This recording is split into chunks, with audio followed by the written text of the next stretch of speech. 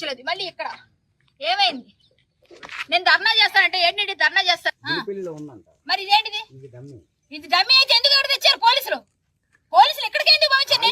నా దగ్గర రికార్డు ఉంది. ఏదంటే రికార్డు ఇప్పుడు మీకు వినిపిస్తాను, వినండి. నేను ఆయనకి ఏం చెప్పాను సీఏ గారు, నేను మీకు పంపిస్తున్నాను వినండి ఒకసారి. కావాలంటే ఇక్కడ నేను ఆయనతో చెప్పిన మాట నేను ఏమైనా కోల్పోయాను.